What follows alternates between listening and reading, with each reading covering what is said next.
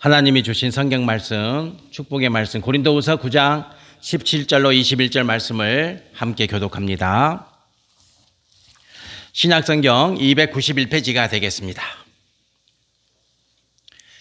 신년 감사예배 올해 첫 하나님의 말씀입니다.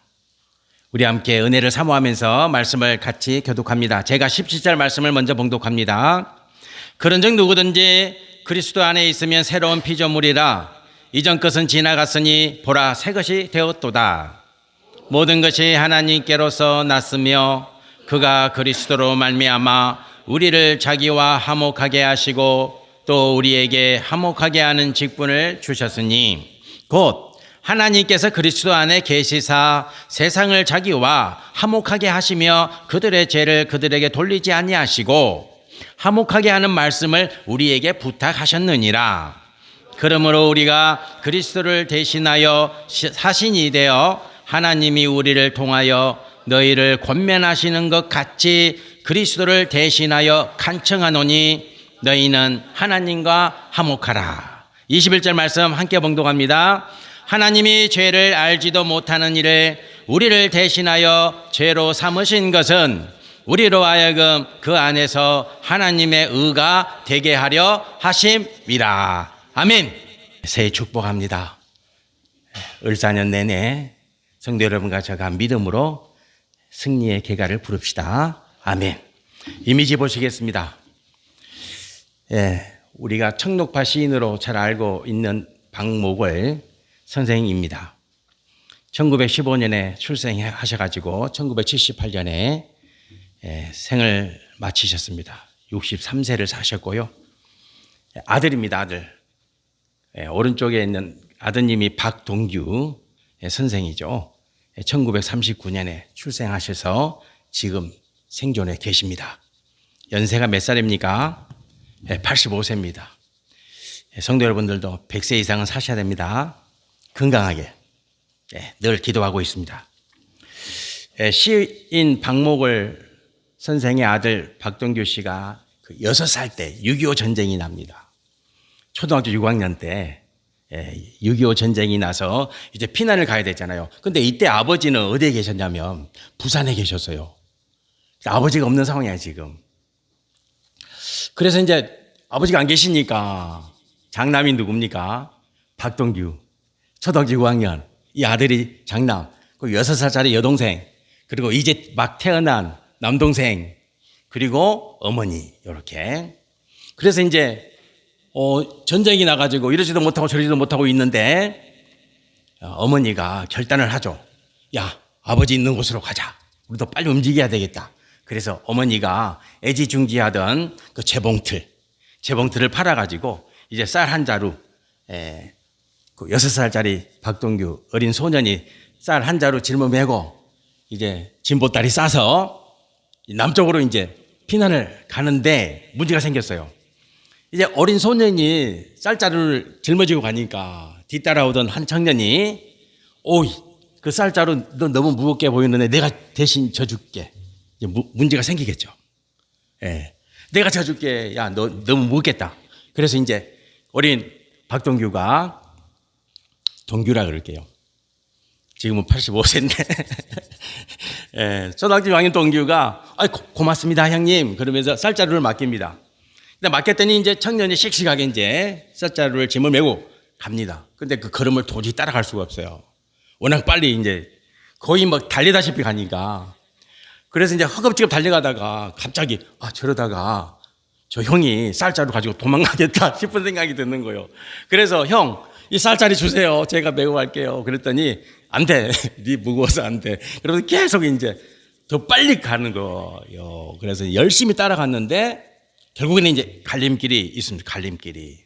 두 가지 갈림길이 있어요. 그래서 이 동규가 초등학교 6학년 동규가 이제 생각을 하는 거예요. 저 형을 계속 따라갈 건지 아니면 엄마를 기다릴 건지. 여기서 엄마가 이제 안 보이는 거예요. 뒤따라오던 엄마하고 거리가 이제 너무 많이 떨어져 가지고 어머니가 안 보이니까 이 초등학교 6학년 동규가 계속 형을 따라갈 건지 쌀자루 때문에 따라갈 건지 아니면 포기하고 여기서 어머니를 기다릴 건지. 그래서 포기하고 엄마를 기다립니다. 그랬더니 이제 1시간 정도 지나니까 엄마가 왔어요.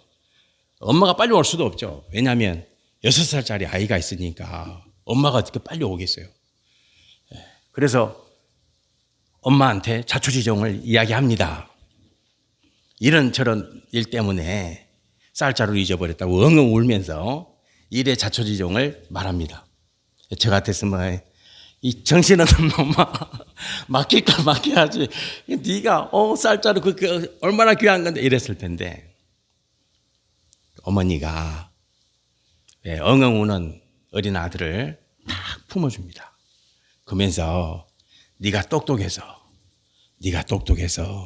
엄마를 잃어버리지 않았구나 칭찬해 주는 거예요.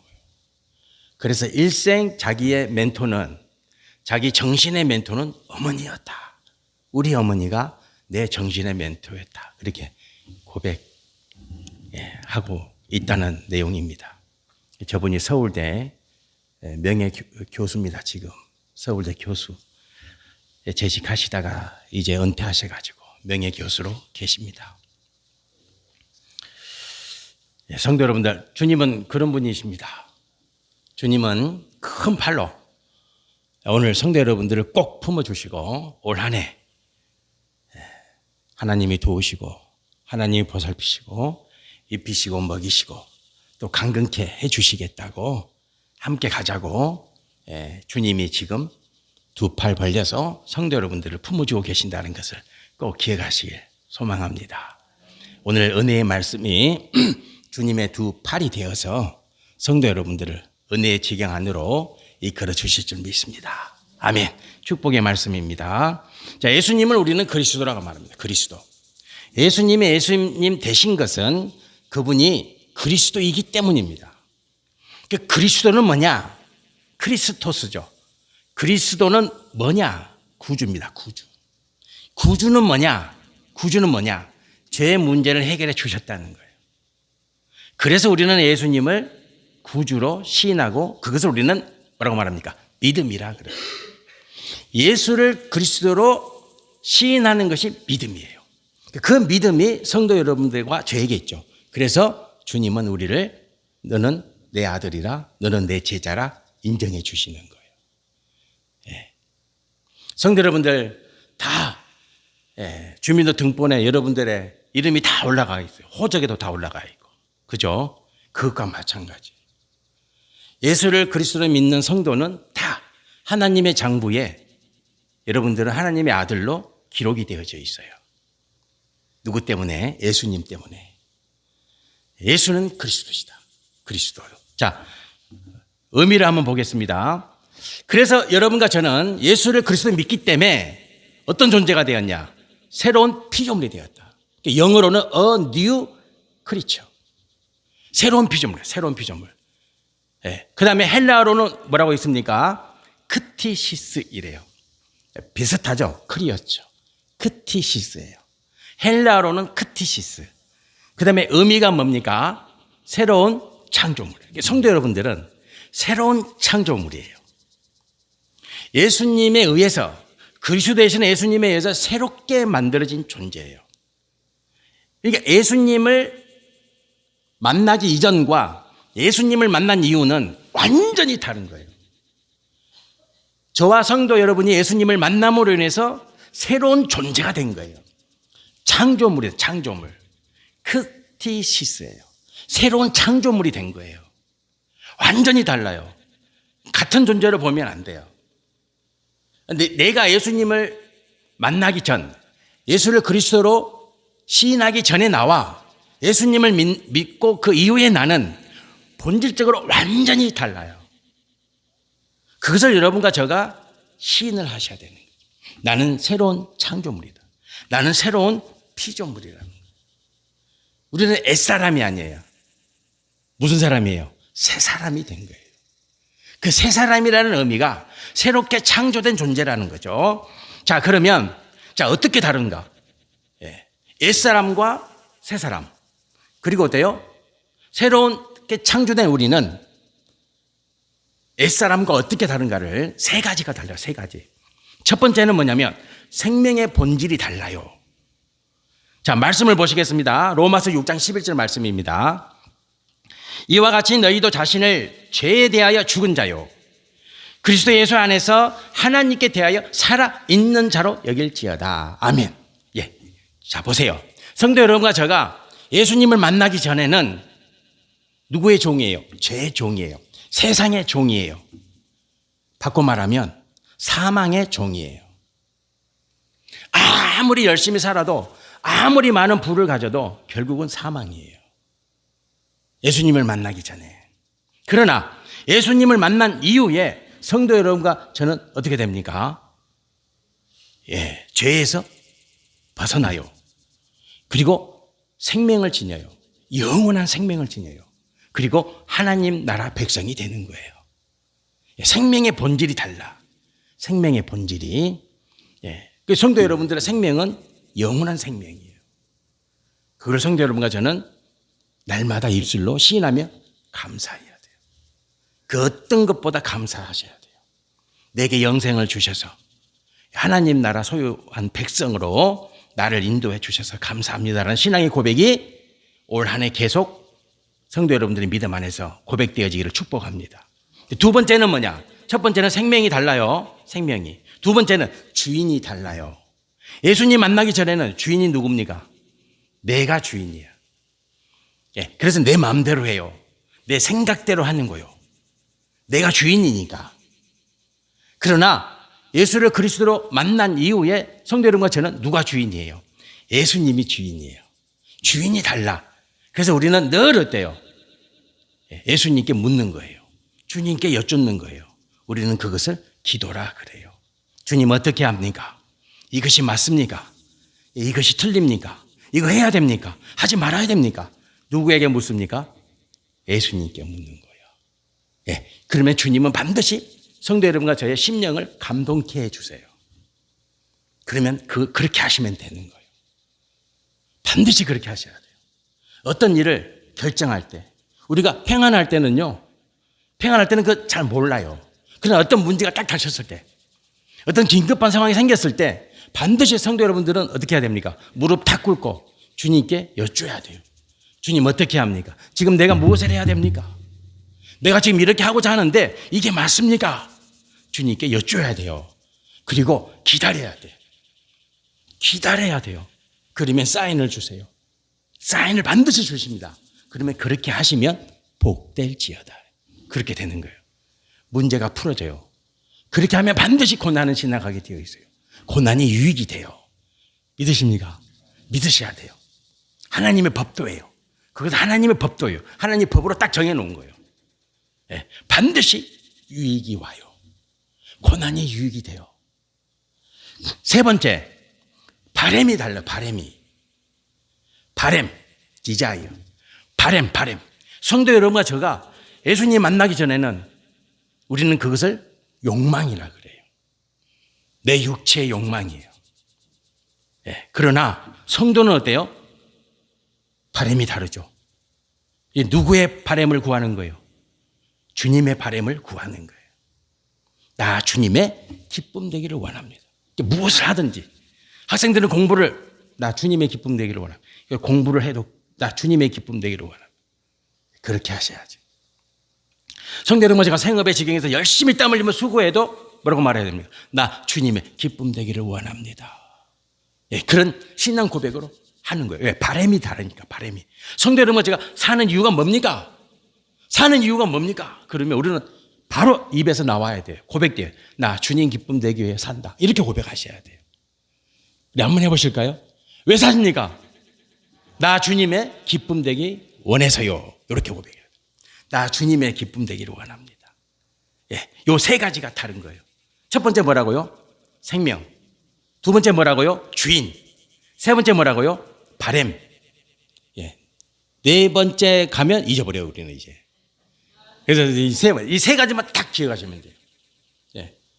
저도 요즘에 이제 깜빡깜빡하죠. 사무실에 왔는데 뭘 해야 되는데 왔는데 왜 왔지? 한참 생각하는 거예요. 그러니까 어떻게 외운 줄 아십니까? 오늘 교회 가면 세 가지 할 일이 있다. 세 가지. 이것만 외우는 거예요.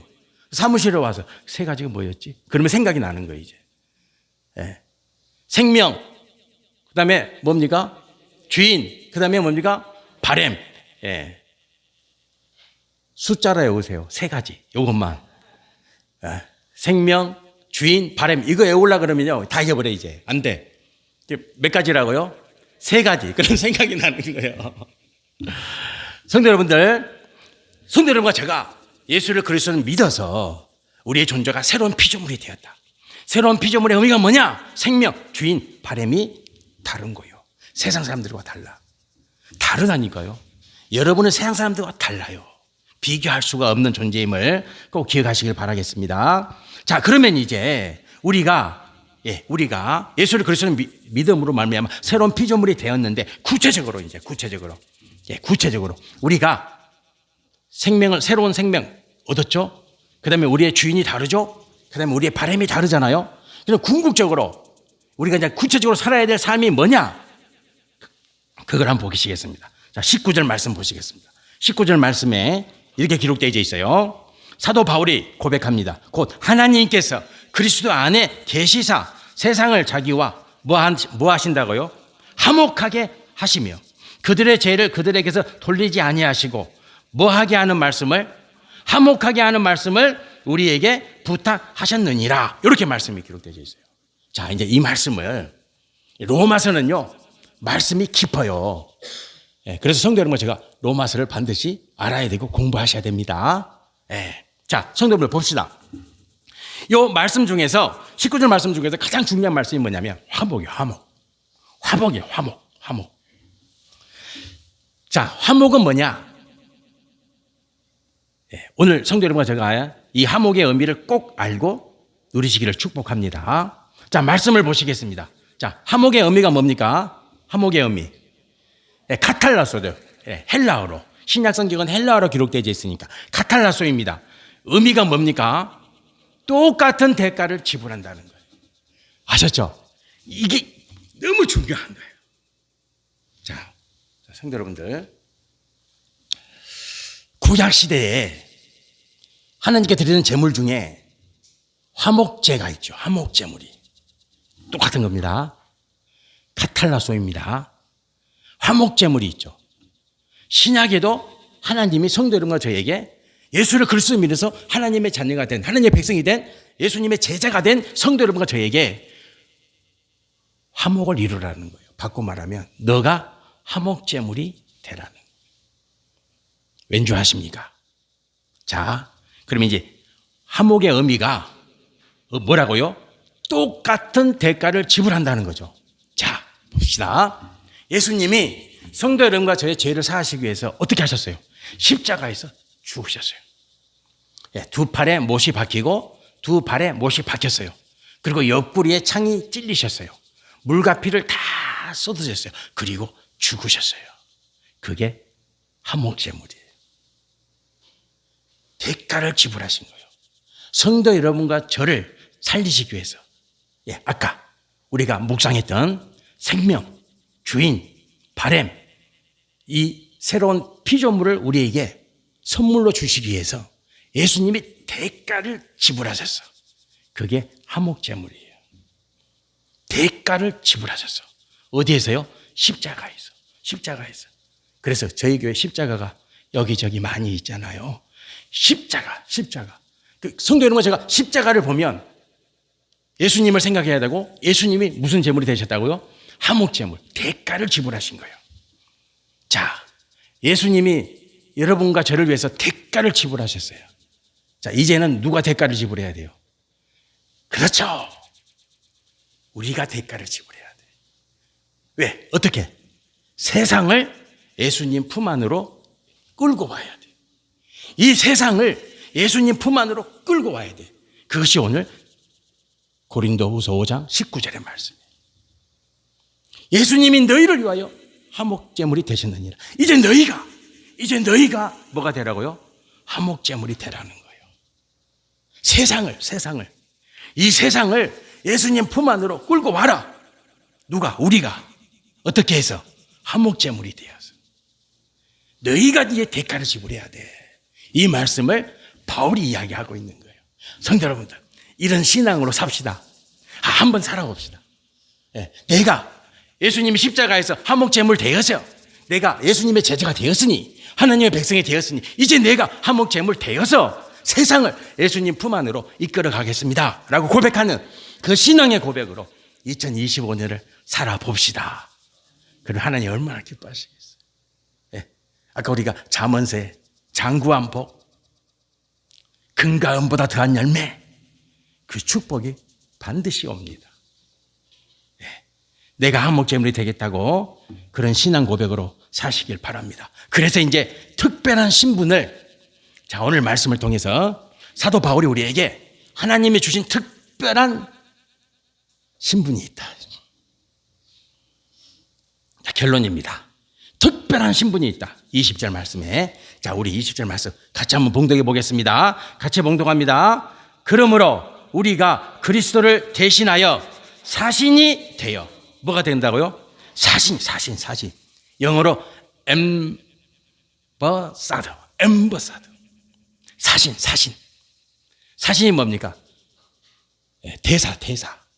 미국의 주미 대사가 있죠. 그죠? 일본에는 주일 대사가 있죠. 영국에는 주영 대사가 있죠. 대사가 뭐 하는 곳입니까? 대사가. 성도 여러분, 대사가 뭐 하는 사람입니까? 대통령을 대신하는 거예요. 대사라는 말은, 엠바사더는 뭐냐면 대통령을 대신하는 거예요. 그러니까 얼마나 막중한 자리입니까? 그렇죠? 얼마나 큰 자리예요. 왜? 대통령을 대신하니까. 대통령을 대신한 자리니까. 그래서 성도 여러분과 저에게 하나님이 주신 특별한 신분이 있다. 뭐라고요? 사신. 그러면 여러분이 누구를 대신합니까? 예수님을 대신합니다. 여러분이 예수님을 대신하는 거예요. 성도 여러분과 저에게 하나님이 주신 신분이 있어요. 사신. 그 의미가 뭐냐면 이제 내가 예수님 대신에 내가 산다는 거예요. 일을 한다는 거예요. 그 사역을 감당해낸다는 거예요. 내가 사신이 되어서 사도 바울은 그래서 이렇게 고백합니다. 사도 바울은 사신으로 사셨어요. 엠바사더로 사셨어. 예수님의 대사로 사신 거예요. 그래서 이렇게 고백을 해요. 자, 로마서 14장 8절 이 고백을 성도 여러분과 제가 같이 한번 봉독해 보겠습니다. 우리가 살아도 주를 위하여 살고 죽어도 주를 위하여 죽나니 그러므로 사나 죽으나 우리가 주의 것이로다. 아멘. 이 신앙 고백이에요. 왜? 사신이니까. 내가 예수님처럼 사니까 이 신앙 고백을 하는 거예요. 나는 살아도 예수님 위하여, 죽어도 예수님 위하여, 사나 죽으나 예수님 위하여, 이 고백으로 사는 것이죠. 성도, 이 존재가 여러분과 저예요. 성도란 존재입니다. 자, 이제 이미지 보고 말씀 마무리하겠습니다. 저 꽃 이름이 뭡니까? 여러분 가정에 있으실 수도 있고 우리 흔히 보는 꽃이에요. 꽃 이름이 뭐예요? 일일초예요. 일일초. 딱 하루 피는 거예요. 아침마다 피는 거예요. 아침마다. 계속 피는 거예요. 아침마다 핀다 그래서 일일초예요. 네. 여기 있는 나무 이름 혹시 아십니까? 만냥금. 천냥이 아니라 만냥금입니다. 네. 성도 여러분들, 매일 성도는 어때요? 새로운 피조물로 피어나야 돼요. 아침에 일어나실 때마다 나는 오늘 새로운 피조물로 산다. 나는 오늘 사신으로 산다.